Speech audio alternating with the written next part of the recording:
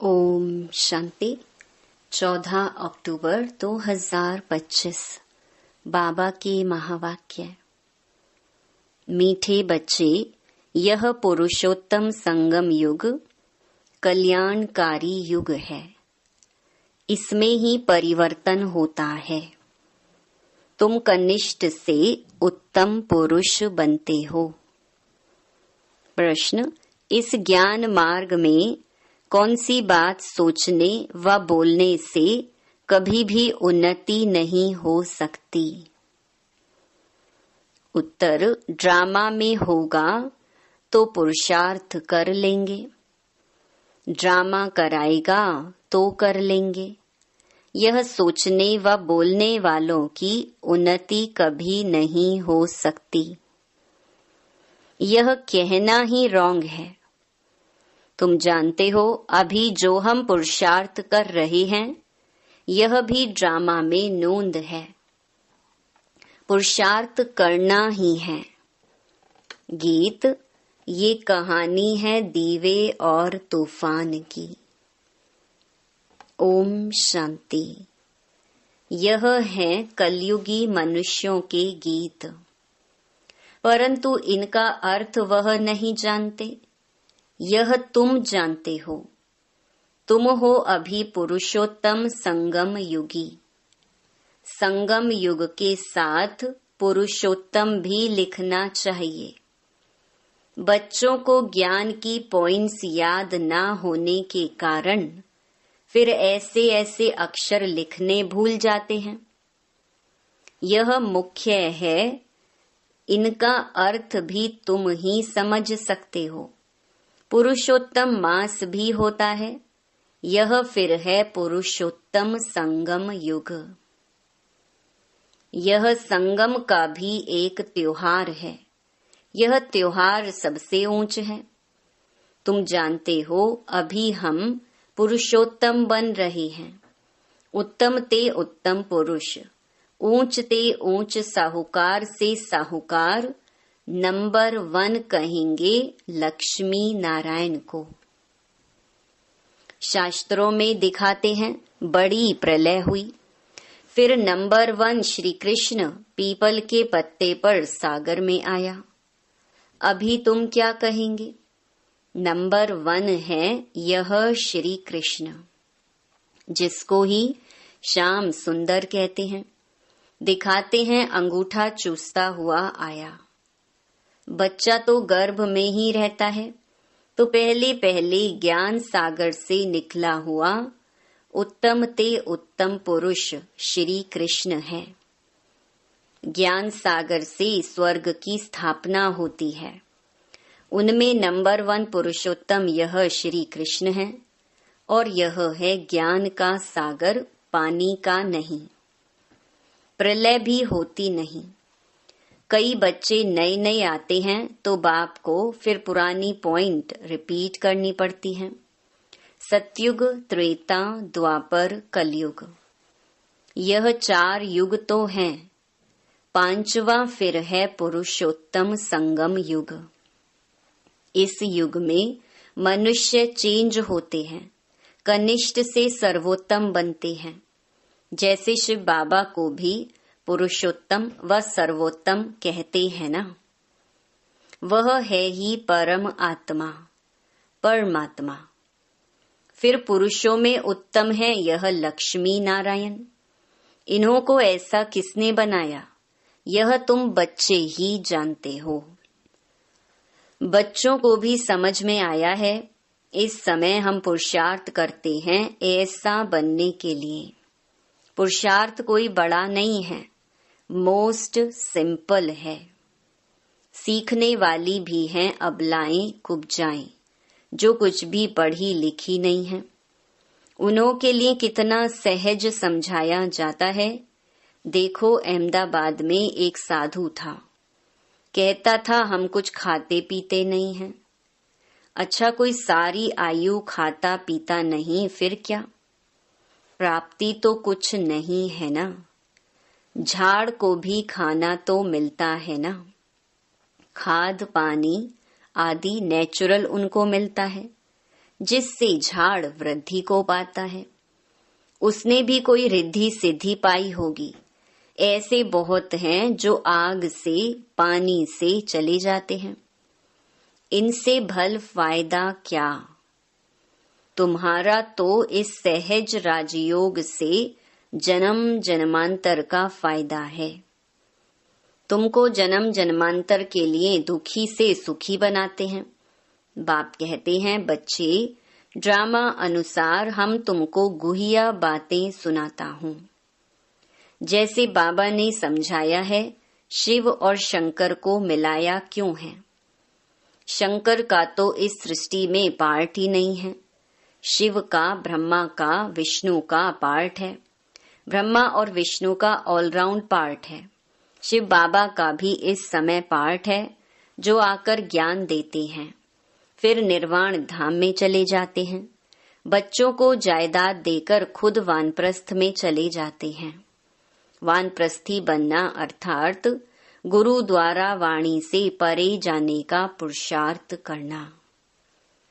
परंतु वापिस तो कोई जा नहीं सकते, क्योंकि विकारी भ्रष्टाचारी हैं। विकार से जन्म तो सबका होता है। यह लक्ष्मी नारायण निर्विकारी हैं।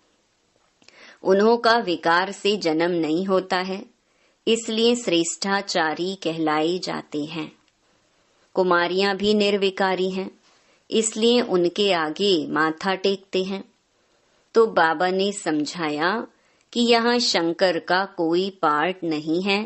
बाकी प्रजापिता ब्रह्मा तो जरूर प्रजा का पिता हुआ ना। शिव बाबा को तो आत्माओं का पिता कहेंगे। वह है अविनाशी पिता। यह गुहिया बातें अच्छी रीति धारण करनी है। जो बड़े बड़े फिलोसोफर होते हैं, उनको बहुत टाइटल मिलते हैं। श्री 108 का टाइटल भी विद्वानों को मिलते हैं।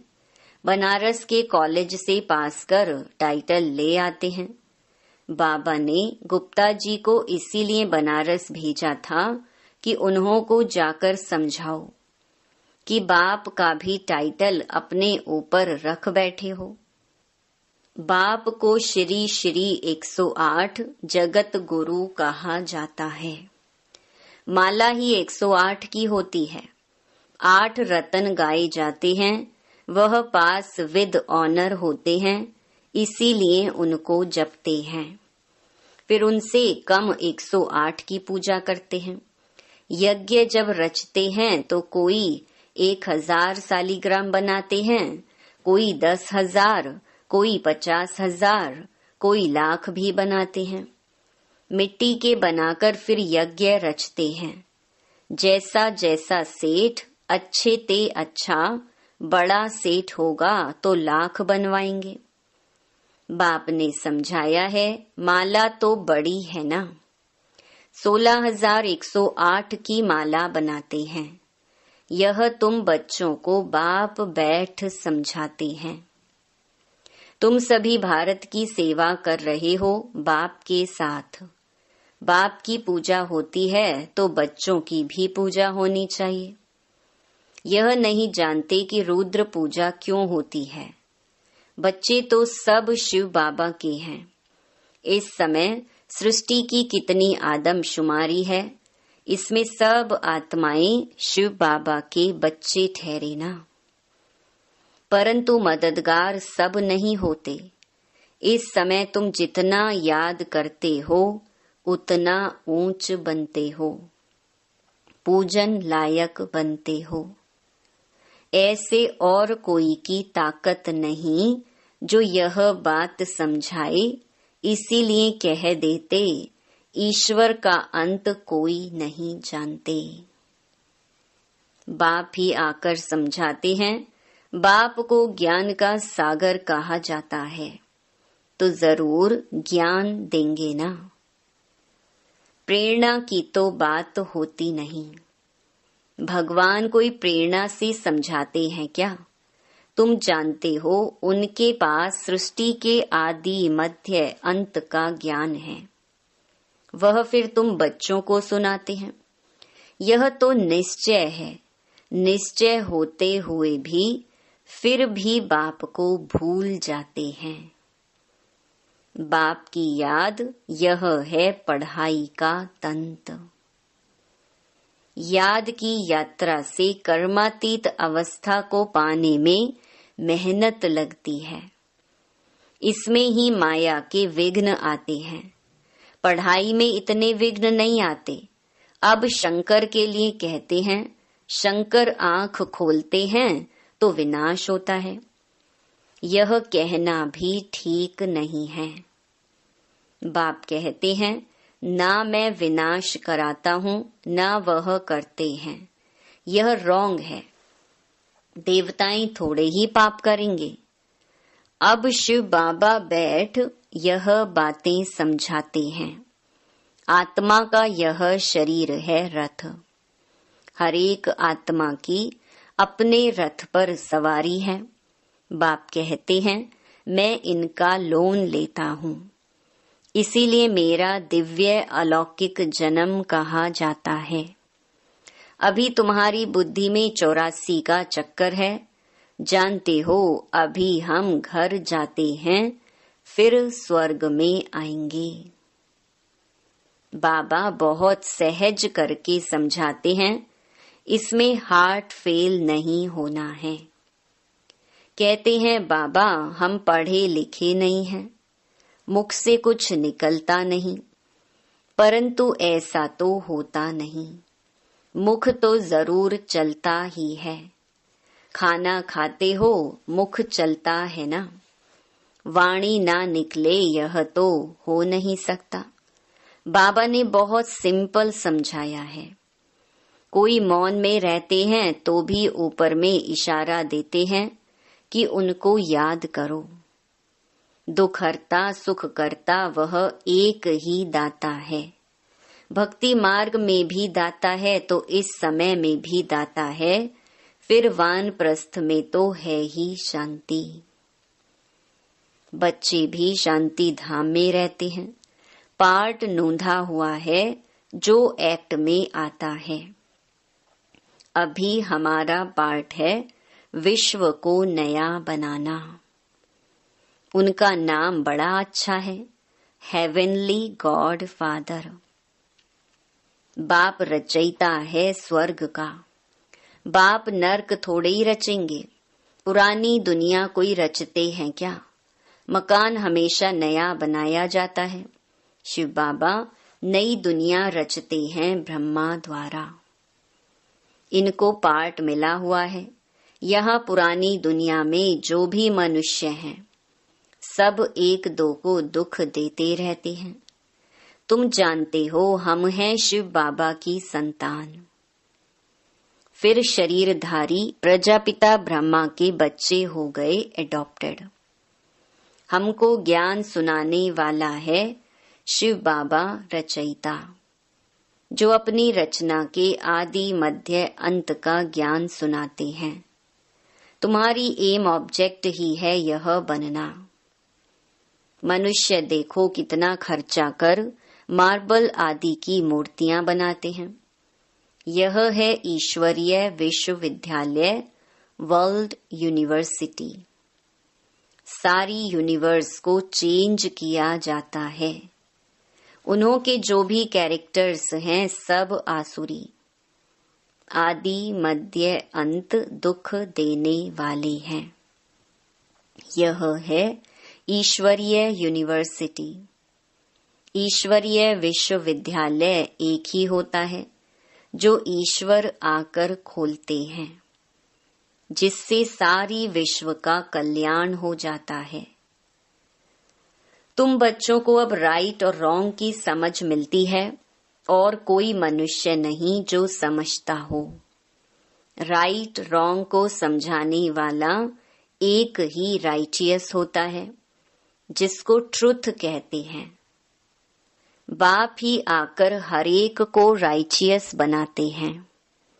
राइटियस बनेंगे तो फिर मुक्ति में जाकर जीवन मुक्ति में आएंगे। ड्रामा को भी तुम बच्चे जानते हो। आदि से लेकर अंत तक पार्ट बजाने नंबर वार आते हो। यह खेल चलता ही रहता है, ड्रामा शूट होता जाता है, यह एवर न्यू है। यह ड्रामा कभी पुराना नहीं होता है और सब नाटक आदि विनाश हो जाते हैं। यह बेहद का अविनाशी ड्रामा है। इनमें सब अविनाशी पार्टधारी हैं। अविनाशी खेल व मांडवा देखो कितना बड़ा है। बाप आकर पुरानी सृष्टि को फिर नया बनाते हैं। वह सब तुमको साक्षात्कार होगा। जितना नजदीक आएंगे फिर तुमको खुशी होगी। साक्षात्कार करेंगे, कहेंगे अब पार्ट पूरा हुआ, ड्रामा को फिर रिपीट करना है। फिर नए सिर पार्ट बजाएंगे जो कल्प पहले बजाया है। इसमें जरा भी फर्क नहीं हो सकता है। इसीलिए जितना हो सके तुम बच्चों को ऊंच पद पाना चाहिए। पुरुषार्थ करना है, मूंझना नहीं है। ड्रामा को जो कराना होगा वो कराएगा। यह कहना भी रॉन्ग है। हमको तो पुरुषार्थ करना ही है। अच्छा, मीठे मीठे सिकिलधे बच्चों प्रति माता पिता बाप दादा का याद प्यार। Good morning. रूहानी बाप की रूहानी बच्चों को नमस्ते। धारणा के लिए मुख्य सार। पहला, पढ़ाई का तंत्र सार बुद्धि में रख। याद की यात्रा से कर्मातीत अवस्था को पाना है। ऊंच पूजनीय बनने के लिए बाप का पूरा पूरा मददगार बनना है। दूसरा, सत्य बाप द्वारा राइट रॉन्ग की जो समझ मिली है उससे राइटियस बन जीवन बंध से छूटना है। मुक्ति और जीवन मुक्ति का वर्षा लेना है। वरदान, आपस में स्नेह की लेन देन द्वारा सर्व को सहयोगी बनाने वाले सफलता मूर्त भव। अभी ज्ञान देने और लेने की स्टेज पास की। अब स्नेह की लेन देन करो। जो भी सामने आए, संबंध में आए तो स्नेह देना और लेना है। इसको कहा जाता है सर्व के स्नेही व लवली। ज्ञान दान अज्ञानियों को करना है, लेकिन ब्राह्मण परिवार में इस दान के महादानी बनो। संकल्प में भी किसके प्रति स्नेह के सिवाय और कोई उत्पत्ति ना हो। जब सभी के प्रति स्नेह हो जाता है तो स्नेह का रिस्पॉन्स सहयोग होता है और सहयोग की रिजल्ट सफलता प्राप्त होती है। स्लोगन, 1 सेकंड में व्यर्थ संकल्पों पर फुल स्टॉप लगा दो, यही तीव्र पुरुषार्थ है। मातेश्वरी जी के अनमोल महावाक्य। आजकल मनुष्य मुक्ति को ही मोक्ष कहते हैं। वो ऐसे समझते हैं जो मुक्ति पाते हैं वो जन्म मरण से छूट जाते हैं। वो लोग तो जन्म मरण में ना आना इसको ही ऊंच पद समझते हैं। वही प्रालब्ध मानते हैं। जीवन मुक्ति फिर उसको समझते हैं जो जीवन में रहकर अच्छा कर्म करते हैं। जैसे धर्मात्मा लोग हैं उन्हों को जीवन मुक्त समझते हैं। बाकी कर्म बंधन से मुक्त हो जाना वो तो कोटों में से कोई विरला ही समझते हैं। अब यह है उन्हों की अपनी मत। लेकिन हम तो परमात्मा द्वारा जान चुके हैं कि जब तक मनुष्य पहले विकारी कर्म बंधन से मुक्त नहीं हुआ है तब तक आदि मध्य अंत दुख से छूट नहीं सकेंगे। तो इससे छूटना यह भी एक स्टेज है। तो भी पहले जब ईश्वरीय नॉलेज को धारण करें तब ही उस स्टेज पर पहुंच सके, और उस स्टेज पर पहुंचाने वाला स्वयं परमात्मा चाहिए, क्योंकि मुक्ति जीवन मुक्ति देते वह हैं। वो भी एक ही समय आए सबको मुक्ति जीवन मुक्ति दे देते हैं। बाकी परमात्मा कोई अनेक बार नहीं आते, और न ही ऐसा समझो कि परमात्मा ही सब अवतार धारण करते हैं। ओम शांति। अव्यक्त इशारे। स्वयं और सर्व के प्रति मनसा द्वारा योग की शक्तियों का प्रयोग करो। मनसा सेवा बेहद की सेवा है। जितना आप मनसा से वाणी से स्वयं सैंपल बनेंगे तो सैंपल को देखकर स्वतः ही आकर्षित होंगे। सिर्फ दृढ़ संकल्प रखो तो सहज सेवा होती रहेगी। अगर वाणी के लिए समय नहीं है तो वृत्ति से मनसा सेवा से परिवर्तन करने का समय तो है ना। अब सेवा के सिवाय समय गंवाना नहीं है। निरंतर योगी निरंतर सेवाधारी बनो। यदि मनसा सेवा करना नहीं आता तो अपने संपर्क से अपनी चलन से भी सेवा कर सकते हो। ओम शांति।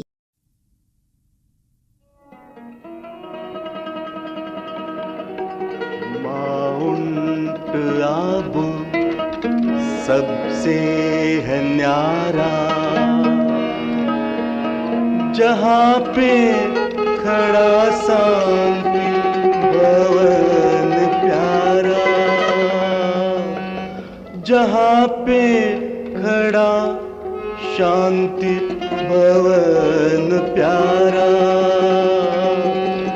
मिलता यहाँ हर मन को सहारा, मिलता यहाँ पर मन को सहारा। कितना ये प्यारा प्यारा हमारा, कितना ये प्यारा प्यारा हमारा। ओम शांति भवन है हमारा, हमारा शांति भवन है हमारा, हमारा शांति भवन है हमारा।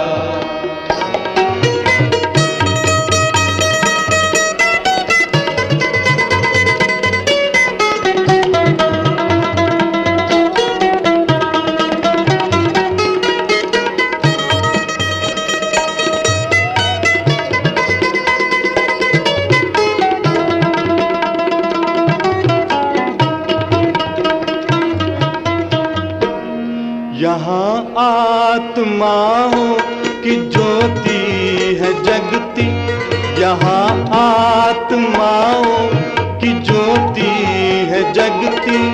जहाँ आके प्यासों की प्यास है बुझती, जहाँ आके प्यासों की प्यास है बुझती। आओ यहाँ पर ज्योति जलाएं, आओ यहाँ पर ज्योति जलाएं। परम पिता से मिलन मिलाए, विश्व में होगा उजारा।